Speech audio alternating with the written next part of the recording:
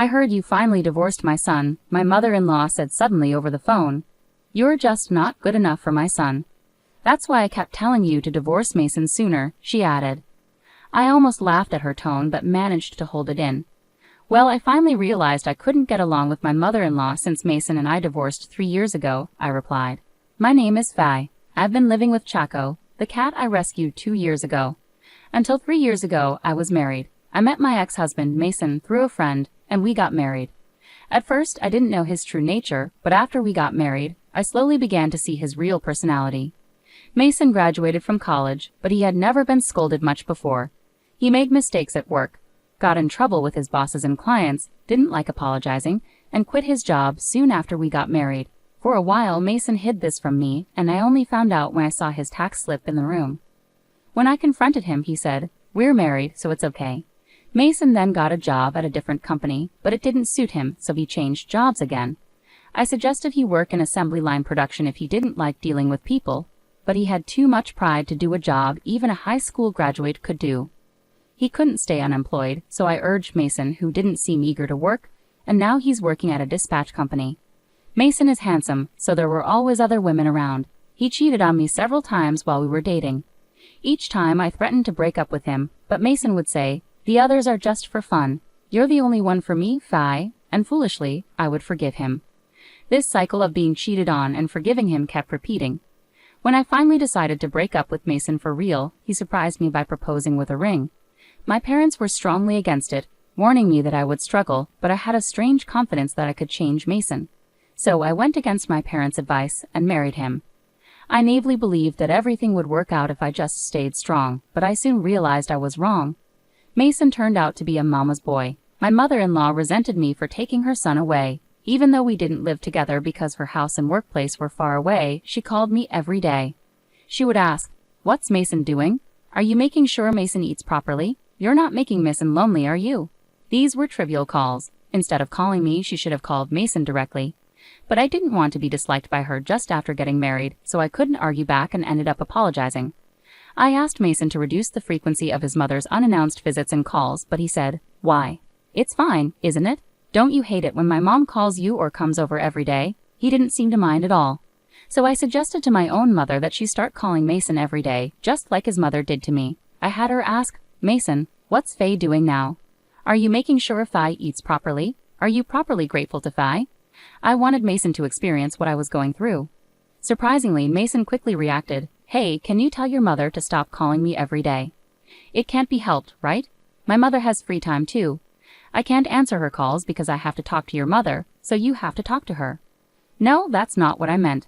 My mom was so happy. Normally, she would get scolded if she called every day just to talk about nothing important, but Mason was so kind and told her she could call as often as she wanted. "I never said that," I protested. "That's strange, isn't it? Because when I asked you to tell your mom to stop calling me every day, you said you didn't care about my mom calling you every day, right?" "Just because I said that doesn't mean she has to call me every day. It's driving me crazy." "Then tell your mother the same thing." "My mother is different. It's exhausting because it's your mother." "It's the same for me, so you should answer your mom's calls." "I will not answer any calls from your mom from now on." After discussing with Mason, I sent a message to my mother-in-law asking her to contact Mason for everything in the future, and I blocked her calls and messages. However, when my mother-in-law realized she couldn't reach me, she started visiting more often. She used to only come on weekends, but now she started coming even on weekdays when I was at work. She used the spare key that Mason gave her without my permission to enter the house and rummage through things as if they were her own. I was really shocked when I came home from work on a weekday and found my mother-in-law comfortably sitting in the house.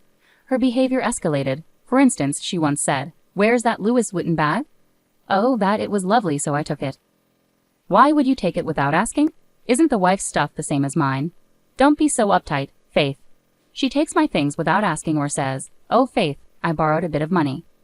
One day around noon, the doorbell rang. I found it was the pizza delivery guy. My mother-in-law, who often drops by unexpectedly, had ordered the pizza without asking me and told me to pay for it. I had no choice but to pay and ended up with 2 pizzas. "There's nothing for you, Faith. If you want some, order your own." She made me foot the bill, and my mother-in-law and Mason enjoyed the pizza right in front of me. I was furious, so in front of them, I took the money my mother-in-law had taken from Mason's wallet and the pizza money, and I left. That night, I ate barbecue alone. Instead of going home, I stayed at a manga cafe and came back early the next day.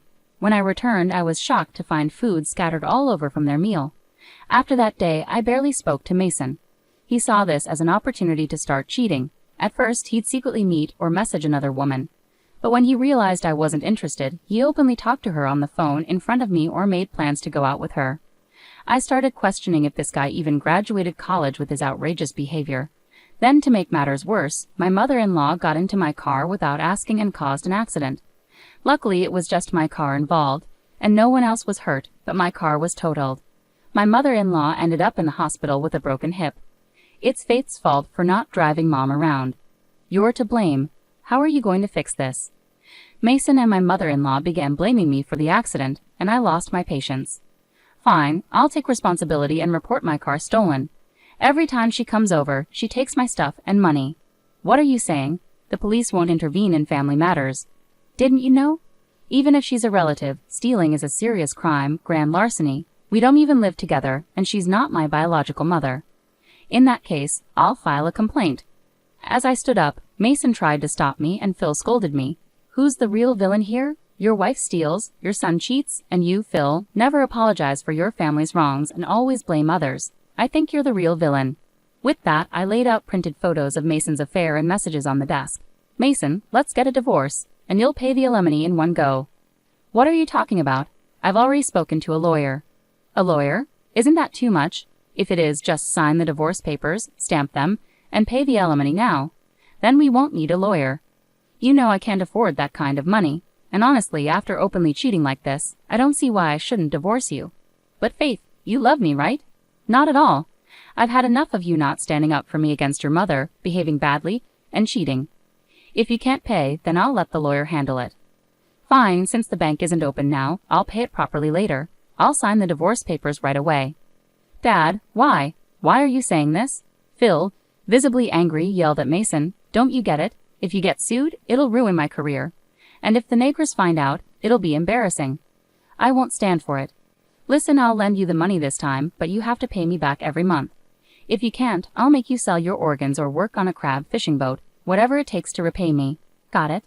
Okay. Phil was very concerned about appearances. He pressured Mason to sign the divorce papers and even made him write a repayment memorandum for the loan he gave him. Despite leaving household matters to Mill, Phil excelled at work and held a high position, preferring amicable resolutions to avoid disadvantages. However, his focus on money led him to ensure Mason signed a repayment agreement for the loan. Since the apartment was in my name, I removed Mason's belongings, mostly clothes, manga books, and hobbies. I reclaimed the keys from Mason, including the spare he gave Mill for the mailbox. Phil assured me he'd retrieve it if they didn't return it. Later, Phil compensated me for damages, and the key was returned to the mailbox. Mason complained about not wanting a divorce and who would care for his injured mother, but I ignored him, blocking his calls and messages, cutting off contact. I moved out soon after and started anew. 3 years passed, and when I'd almost forgotten them, I got a call from an unknown number. It was my mother-in-law. Faith, long time no see. I'm glad your number hasn't changed. Why is she calling after all this time? I wondered, but she started talking before I could respond. You were such a terrible wife, weren't you? You never came to see me. When I was hurt and in the hospital, you never visited. After I left the hospital and you moved out on your own, I don't understand what you were thinking. Why should I? I don't have any obligation to take care of you, do I? Well, look at that. I couldn't reach you at all when I called, and you never replied to my messages, so I got a new phone. I really wonder what Mason saw in you, huh? As my mother-in-law kept complaining, I asked her why she got a new phone and called me. So you finally divorced my son. You two were never right for each other. I've been telling you to divorce him as soon as possible. Excuse me, what are you talking about? Finally, I realized my mother-in-law's rambling didn't make sense. Mason and I divorced 3 years ago. I'd almost chuckled at the deflated tone of my mother-in-law's voice, but I held it back. We divorced 3 years ago after your accident with my car and when Mason was cheating. There were many reasons for the divorce. Huh? No way. Huh? I received my alimony in a lump sum from Phil on Mason's behalf, and I haven't contacted him since the divorce. Well, I've blocked all calls, but Mason. Then who called me? According to my mother-in-law, someone claiming to be Mason recently called, asking for money to settle the divorce, saying he had none and gave the money to a friend claiming to be Mason. I have no idea who that could be. So the guy who took the money claiming to be Mason's friend, was he definitely a scammer? I'm not sure how much was taken, but it sounds like my mother-in-law was scammed out of a shocking amount. But it's not my problem. Well then, as I tried to end the call, my mother-in-law caught my attention. Hey, don't you think I'm pitiful? I do feel sorry for her, but ultimately, it's not my issue. I'll make sure to be cautious and warn my parents. I see this as a lesson learned. Could you lend me some money? Why don't you ask your son? Mason changed his contact info. My husband doesn't know, and I have no idea where he is now. Please, I'm begging you. She was always shameless even when I was married, but I never expected this. I replied, I understand. Well, if you return all the money for the car and appliances that were damaged after you took them, plus the money you stole from my wallet, then I might consider it. I can't possibly repay all that. What are you saying? Asking for that from someone who's now a stranger to you shows a lack of common sense.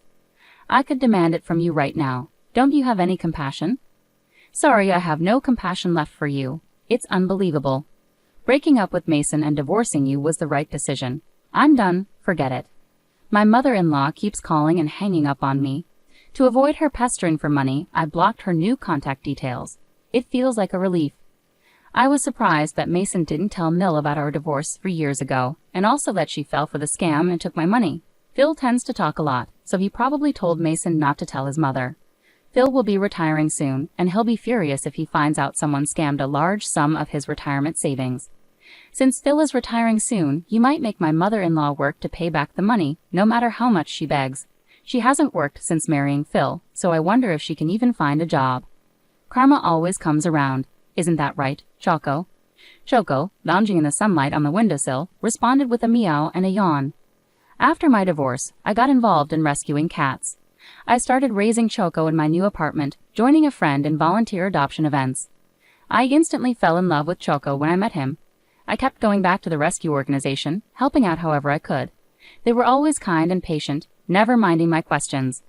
They'd always asked about Choco's well-being, showing genuine care. I'm proud to have made good friends with such wonderful people. One of them, a man, and I are planning to have dinner together. He used to care for Choco, so he's fond of him. He mentioned how he'd love to keep Choco, but he already has 3 rescue cats at home, so he's unsure about taking on more. When I offered to take Choco, he was thrilled. He's a real cat lover, always talking about rescue cats, his own pets, and sharing stories about Choco. He understands how coming home to cats after a tiring day melts away the stress. Our conversation was lively, and for the first time in a while, I felt genuinely happy chatting with a man. I'm not rushing into marriage, but this time I want to take things slow and get to know him well, hoping to build a wonderful family together eventually.